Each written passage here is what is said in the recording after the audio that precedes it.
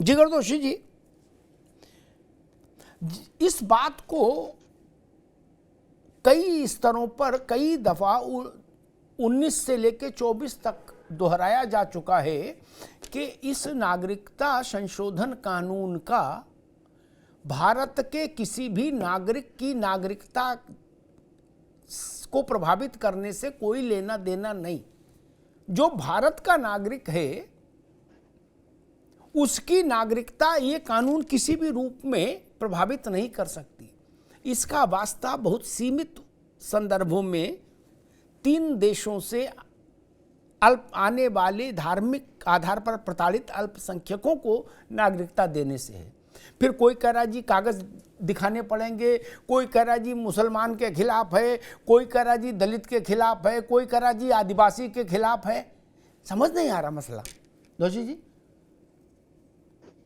नमस्कार। अमिताभ जी नमस्कार। जी जी, ये मुझे बिल्कुल साफ साफ दिख रहा है कि विपक्ष को कोई मुद्दा आज की तारीख में मोदी जी के सामने नहीं मिल रहा है, इसलिए जो हाथ में आया उसके ऊपर वो रिएक्शन दे रहे हैं। जबकि साफ साफ कितनी दफा सरकार ने, कितने सारे नेताओं ने ये स्थापित किया है, ये बात बिल्कुल साफ साफ बोली है कि इसमें किसी भी हमारे भारतीय व्यक्ति की नागरिकता छीनने वाली कोई बात ही नहीं है। ये केवल और केवल बाहर से आए हुए जो भी शरणार्थी है उनको नागरिकता देने की बात है, लेने की बात नहीं। पहली बात। अब इसके अगर हम पुराने इतिहास में जाते हैं तो जब 1950 8 अप्रैल को एक समझौता हुआ था, भारत देश जब आजाद हुआ था, उसके 2-3 साल बाद जब पूरा ये सारा माहौल चल रहा था, बहुत सारे दंगे चल रहे थे, विभाजन की प्रक्रियाएं चल रही थी, तब एक फैसला हुआ था, नेहरू लियाकत पैक्ट बोलते हैं उसे। शायद कोई सर्च करेंगे पैनलिस्ट तो उन्हें मिल जाएगा उसकी डिटेल। अब उसमें ये समझौता हुआ था कि जितने भी जो भी शरणार्थी है या जो लोग उनके ही देश में आज की तारीख में भारत में या पाकिस्तान में रह रहे हैं विभाजन के बाद, अगर वो माइनॉरिटीज है, जो भी धर्म से वो ताल्लुक रखते हो, तो माइनॉरिटीज की सारी रक्षा की जाएगी, चाहे उनके धर्मस्थल हो। जी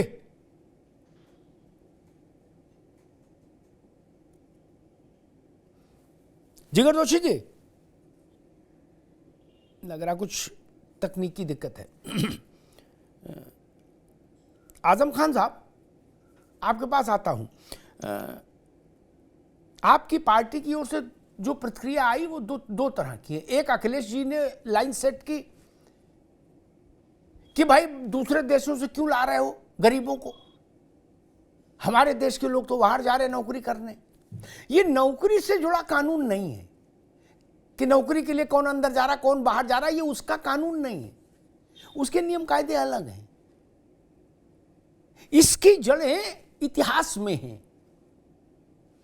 और दूसरी आपत्ति आपके सांसदों के स्तर पर आई, जो 2-3 सांसद हैं, उन्होंने कहा कि भाई मुसलमान क्यों नहीं रखा। मुस्लिम राष्ट्र में, मुस्लिम देश में मुसलमान प्रताड़ित नहीं हो सकता ना, इसलिए मुसलमान को नहीं रखा इसमें। जब पाकिस्तान नहीं बना था तब जो संरचना थी भारत के समाज की, उसमें जो अल्पसंख्यक वहां हुए उनको यहां रखा गया है। फिर क्या की आपत्ति है आजम खान साहब? जी सर। जी सर, आप बहुत सीनियर जर्नलिस्ट हैं, आप जानते हैं ये कौन सा समय है। ये चुनाव का समय है, और चुनाव के समय पे आखिर आपको लगता है क्या कि ये 2-4-10 दिनों में ये सारे सीए का पालन हो जाएगा? बिल्कुल पालन नहीं होगा, सिर्फ और सिर्फ एक चुनावी मुद्दा साबित होकर रह जाएगा। हम लोगों की जो आपत्तियां हैं, उस आपत्ति को संविधान सभा, जो संविधान विशेषज्ञ हैं, सुभाष कश्यप जी ने कहा था, संसदीय समिति को सिफारिश की थी उन्होंने कि आप बजाय समूहों के आप कह दीजिए कि सताए गए अल्पसंख्यक समुदाय के लोग। यकीनन बात दोनों एक है, लेकिन जब हम कहते हैं कि सताए गए अल्पसंख्यक समुदाय के लोग हैं जो इन देशों से आएंगे, उनको भारत में नागरिकता दी जाएगी, तो ये हमारे संविधान की जो मूल भावना है, प्रस्तावना है, जिसमें हम ये कहते हैं कि हमारा संविधान सेकुलर है, पंथ निरपेक्ष है, उसको ठेस नहीं पहुंचती है। हम लोग इंडिया अलायंस या विपक्ष का मानना यही है कि भाजपा गाहे बगाहे टेस्ट करने की कोशिश करती है कि आने वाले दिनों में हम संविधान को कैसे परिवर्तित कर सकते हैं। उनमें से एक चीज है ये। तो इसलिए अभी के भाजपा के सांसद आनंद हेगड़े जी ने कहा कि नहीं, आप हमें एक मिनट आजम खान साहब, एक मिनट रुकिए, आजम खान साहब, ठीक, एक मिनट रुकिए। मसला ये नहीं मित्र, आपने कुछ तथ्य छुपा दिए। आपने संविधान का जिक्र किया। जी बताएं। संविधान में अल्पसंख्यक के लिए जब बात कही गई तो अल्पसंख्यकों को स्पेसिफाई किया गया। भाई साहब, माइनॉरिटी कमीशन जब अब देश ने बनाया तो उसमें लिखत पढ़त में अल्पसंख्यक बताए हैं। ऐसा थोड़ी ना है कि अल्पसंख्यक बोले चाहे जिसको लाइन में खड़ा कर लो ना जी, लिखत पढ़त में संसद ने मोहर लगाई है। जैन है, रुकिए भाई, जैन है, अरे रुको भाई, सुनिए सर, अरे ना अभी रुको आप। जैन, बौद्ध, पारसी, सिख, नव बौद्ध, उसका नोटिफिकेशन जारी हुआ, संसद की मोहर लगी। इसमें कौन सी आपने बात कह दी कि जी केवल अल्पसंख्यक लिखते, फिर उधर से चाहे जो आ जाता? नहीं जी। और रोहिंग्या जब आए तो समस्या नहीं हुई, बोले उनको आने दो जी, आने दो। लेकिन नहीं, अब आजम भाई अभी नहीं आएंगे, दोबारा में आएंगे। लेकिन कोई हिंदू पाकिस्तान से लुटपीट के आए तो उसको नागरिकता नहीं मिलनी चाहिए भारत में। मैं तो हैरान हूं। राज शर्मा जी, कांग्रेस पार्टी को आज के ऐतराज से मुझे ऐसा लग रहा है कि सीए से उनको इतनी मोहब्बत है कि वो इस बात से नाराज हैं कि 4 साल क्यों लगाए, तुम्हें मेरी कसम 19 मई क्यों नहीं लाए। मैं जयराम रमेश को सुन रहा था, वो कह रहे थे सब छोड़िए, मेरी नाराजगी इस बात पर है कि 4 साल क्यों लगे। इतनी मोहब्बत, क्या आप नाराज हो गए कि इतना टाइम क्यों लिया, जल्दी क्यों नहीं आए? राज भाई, मैं एक ही बात कहना चाहता हूं, क्योंकि अब ये नोटिफिकेशन जारी हो चुका है, इस पे किसी की हाँ हो या ना हो अब कोई फर्क पड़ने वाला नहीं। लेकिन बस एक चीज सबको जाननी चाहिए कि जो भी आप एक्ट करते हैं, कोई भी आप अच्छा या बुरा करते हैं, उसके पीछे की नीयत जरूर देखनी चाहिए। मैं ये कह रहा हूं कि आजकल एक पट्टी चल रही है सब जगह चैनलों में कि भारतीय जनता पार्टी ने अपनी गारंटी पूरी की। मैं कह रहा 2 करोड़ एम्प्लॉयमेंट देना था, किसानों की आय दुगनी करनी थी, सारी बेरोजगार स्वास्थ्य सुविधाएं बढ़ानी थी, नारी को सुरक्षा प्रदान करनी थी। क्या ये गारंटी नहीं थी? और मैं ये मान रहा हूं, मैं सबसे कहना चाहता हूं, मैं कभी भी नेगेटिव बातें नहीं करूंगा। मैं एक बात कहना, सीएए इतना बड़ा मैटर नहीं है कि जहां पे पक्ष और विपक्ष इसी में उलझे रहे। सीए आने से मेरा देश विश्व गुरु तो नहीं बन रहा। मेरा देश विश्व गुरु जब बनेगा जब यहाँ का जो बच्चा है, जो 20 साल का 22 साल का, वो नौकरी करेगा। और मेरा देश विश्व गुरु जब बनेगा जब ये माध्यमिक शिक्षा में सारे टीचर मिल जाएंगे। मेरा देश विश्व गुरु तब बनेगा जब किसान संपन्न हो जाएगा। मैं आज की बातें नहीं, संपन्न हो जाएगा। जी जी, आप ये चला रहे सीए आ गया। बड़ी अच्छी बात, बड़ी अच्छी तो जी, आपने बड़ी अच्छी बातें की राज भाई। मैं बस इतना याद दिलाना चाहता हूं 2 बातें। जो समझ कांग्रेस ने आज विकसित की, जो राज भाई ने हमको बताई, ये समझ इंदिरा गांधी के समय में विकसित क्यों नहीं हुई, जवाहरलाल के समय में विकसित क्यों नहीं हुई कि सब काम छोड़ो, रोजगार देश में पूरा होना चाहिए, 100% हर हाथ को काम, नहीं हुई ना। और कहना चाहिए पोखरण वोखरण छोड़ो, उधर दिमाग मत लगाओ, एजेंडा बना रहे हो, हर गांव में अस्पताल खोलो पहले, उसके बाद पोखरण होगा, पाकिस्तान आक्रमण कर दे कोई दिक्कत नहीं। तब ये समझ नहीं आई। और आज जयराम रमेश और बाकी जो नेता हैं, राहुल गांधी, उनसे कम से कम मैं नाम उद्धृत करता हूं, इतिहास में मिल जाएंगे मेरे जो कहे को प्रमाण। महात्मा गांधी, मैं मानता हूं राहुल गांधी से तो बड़े नेता थे, सरदार वल्लभ भाई पटेल, डॉक्टर भीमराव अंबेडकर, डॉक्टर राजेंद्र प्रसाद, ये 4-5 नाम मैंने लिए। इन पांचों ने आप भी सुन लीजिए आजम खान साहब, आगे काम आएगा। इन पांचों ने सार्वजनिक तौर पर इस बात की गारंटी दी थी कि जो भारतीय लोग वहां हैं पाकिस्तान में, हम उनसे, तब बांग्लादेश तो था नहीं, हम उनको ये वचन देते हैं कि जिस दिन वो कष्ट में होंगे और भारत आना चाहेंगे, मैं गांधी जी के शब्द उद्धृत करता हूं, गांधी ने कहा कि भारत दोनों बाहें फैलाकर आपका स्वागत करेगा, ये मेरा वचन है। वो जयराम रमेश से छोटे नेता थे, जयराम रमेश से या वो मुरादाबाद वाले एमपी से कम समझदार थे? किस बात कर रहे हो? कहीं तो सोचो। या तो आप ये कह दो वो लोग चिरकुट थे, हम बड़े हैं। कि किसी भी तरह साहस है?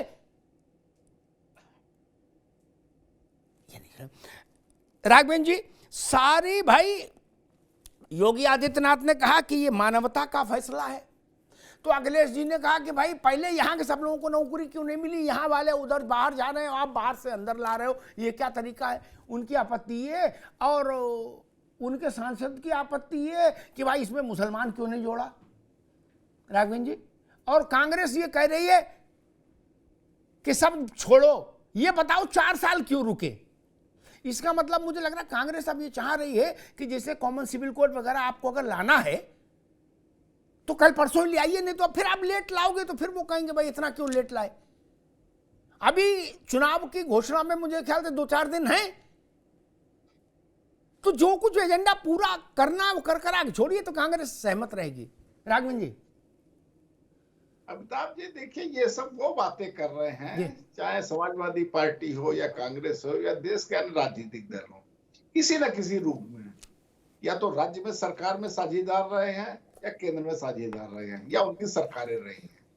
ये लोग आज की तारीख में ये जो गाना गा रहे हैं कि ये अभी तक क्यों नहीं आया या अभी चुनाव पास में आ गया इसलिए आया, ये सब मैं पूछना चाहता हूं। लंबे समय तक इन लोगों ने शासन किया, जिनके अखिलेश यादव के बारे में बता रहे हैं, ये कह रहे हैं बेरोजगारी की बात, इनकी सरकारें 4 बार रही हैं। हम लोगों 5 साल की हम बात करते हैं। 2017 तक बेरोजगारी दर 2017 में उत्तर प्रदेश की 17.5% थी। ये सीएमआई के आंकड़े हैं अमिताभ जी। हम लोगों ने उसको कम करके 3.5% में लाने का काम किया। क्या ये काम नहीं था क्या? उत्तर प्रदेश से हम लोगों ने गरीबी रेखा से लगभग 9 करोड़ लोगों को बाहर निकाला। ये क्या काम नहीं है क्या? हम लोग हर क्षेत्र में काम कर रहे हैं। केंद्र की बात करते हैं, कांग्रेस के मित्र हमारे कह रहे हैं कि काम हुआ। ये बताइए, जिस देश में 50 करोड़ लोगों के बैंकों में खाते तक नहीं थे, ये क्या करते रहे? लंबे समय तक देश में लोगों ने शासन किया है, 50 करोड़ लोगों के बैंक में खाते ही नहीं थे। 2004 से लेकर 2014 तक देश जो है 11वें पायदान पर आर्थिक स्थिति पर रहा है। हम लोगों ने आर्थिक नीति तो ठीक है, वो ये कह रहे हैं भाई चुनाव की पूर्व संध्या पर ये सीए क्यों लाए, वो ये कह रहे हैं। वो कह रहे हैं अब आप लोग उसको चुनाव का मुद्दा बनाओगे।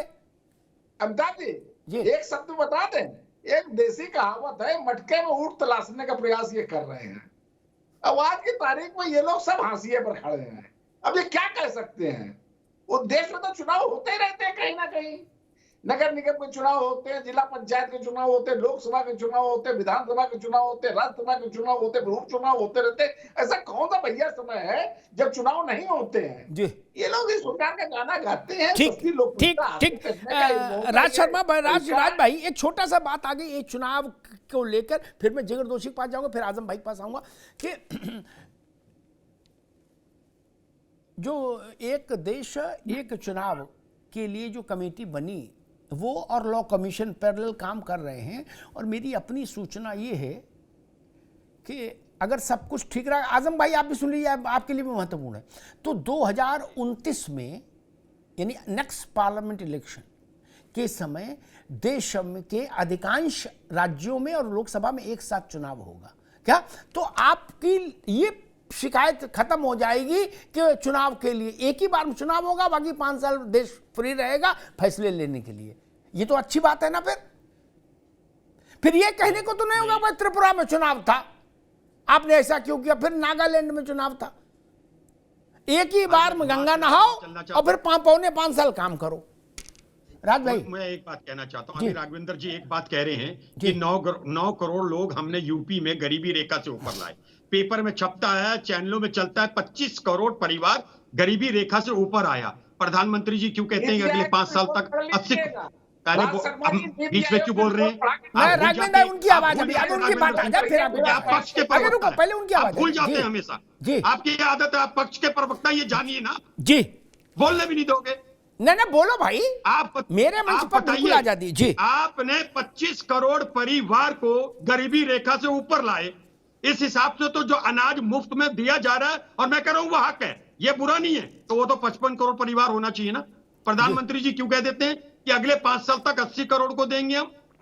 और आप मुझे एक बता दीजिए, चैनल पे चैलेंज कर रहा हूं राघवेंद्र साहब आपको, सीए एक छोटी बात है, सीए से हमारा देश विश्वगुरु नहीं बन रहा है। आप बताइए उत्तर प्रदेश में आपके लोहिया अस्पतालों में डॉक्टर पूरे हैं, एक विश्वविद्यालय बना पाए 10 साल में आप? और एक और बात कह दूं अमिताभ भैया, मैं सकारात्मक व्यक्ति हूं, मैं बोल रहा हूं जब से देश आजाद जब हुआ था सुई नहीं बनती थी, मेरे से ज्यादा आप जानते हैं, मैं क्या पढ़ाऊंगा आपको। जो बेच रहे हैं, जो कर रहे हैं, वो हमारी सरकारों ने बनाया। थोड़ी बहुत कमी हर सरकार में रह सकती है, लेकिन इनकी जो नियत और नीति है उसमें खोट दिखने लगता है। ये जो कुर्ता पहनते हैं उसकी अगर पॉकेट में इंक का निशान दिखे कोई फर्क नहीं पड़े, लेकिन इनके तो पूरे कुर्ते में इंक दिखती है, तो भाई शक की गुंजाइश बढ़ेगी।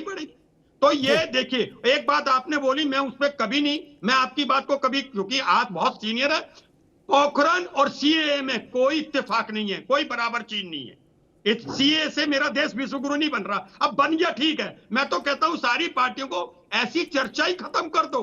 अरे चर्चा करो रोजगार की, चर्चा करो अस्पतालों की, एक मिनट, ठीक है। राज भाई ने एक बात कही, ये इस बात पर भी आज मौका दीजिएगा। हाँ रुक जाओ राघवेंद्र, एक तथ्य आ जाना चाहिए देश के सामने। आजम भाई बड़ी गंभीर बात कह रहा हूं, हम सब लोग ये सुनते हुए बड़े हुए कि आजादी के वक्त भारत में सुई भी नहीं बनती थी। ये तथ्यात्मक रूप से अच्छा नहीं, गलत बात है। ये जानकारी तथ्यात्मक रूप से गलत है। आजादी से पहले भारत में अस्पताल भी थे, बैंक भी थे, बंदरगाह भी था, एयरपोर्ट भी था, स्टेशन भी था,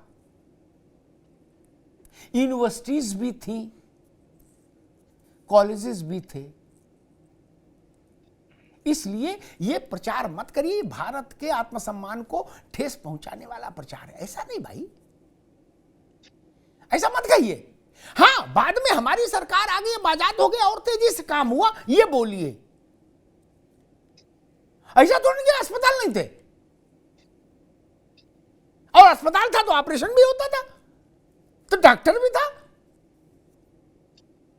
ऐसा थोड़ी नहीं कि 15 अगस्त 1947 और 16 अगस्त से काम शुरू हुआ, उससे पहले जंगल में रह रहे थे, नहीं ना। पंडित जी जहाज से आते जाते थे कि नहीं? तो जहाज चल रहा था। जिगर दोषी बड़ी महत्वपूर्ण बात कही, मैं कह रहा हूं, लोग जहाज से आते जाते थे ना, पानी के जहाज भी चल रहे थे, हवा के जहाज भी चल रहे थे, तो उनका मेंटेनेंस भी हो रहा था। नहीं, उनमें डलने वाला तेल भी था भारत के पास। इसलिए ये तथ्य अब बंद, सुधार दीजिए। आजम भाई गलत तो नहीं कहा मैंने? भारत में रेल आजादी से बहुत पहले से थी, पोस्ट ऑफिस आजादी से पहले से था। क्या भारत के करोड़ों करोड़ लोग क्या चुप बैठे थे? नहीं ना, भारत में प्रतिभा थी, जिजीविषा थी, काम हो रहा था। इसलिए ऐसा नहीं कहिए, वो भारत के 32 करोड़ लोगों का अपमान होता है जब कोई ये कहता है कि आजादी के बाद हमने पहला स्कूल देखा। ऐसा नहीं है। मैं कह रहा हूं स्कूल छोड़िए, यूनिवर्सिटीज थी, और कई यूनिवर्सिटीज थी। अलीगढ़ मुस्लिम यूनिवर्सिटी से लेकर आगरा कॉलेज, आगरा तक, बरेली कॉलेज, तमाम ये थे पहले भाई। ये कोई ऐसा थोड़ी नहीं कि आजादी के बाद बने। ये तथ्य मैं निवेदन करूंगा सभी पक्ष के लोगों से कि ये आप करेक्ट कर लीजिए। ये नैरेटिव अच्छा नहीं। क्या चिट्ठी नहीं जाती थी? क्या तार नहीं जाते थे? था ना, टेलीग्राम था, चिट्ठी थी, मनी ऑर्डर था। ऐसा नहीं था कि तब हम जंगल में रह रहे थे और पत्थर आपस में टकरा के आग जला के खाना बना रहे थे। सिस्टम था, देश चल रहा था। उसको गति तब और मिली जब हमारा शासन आ गया और हमने विदेशी शासक को भगा दिया। तो और अच्छा हो गया। कुल बात इतनी सी है।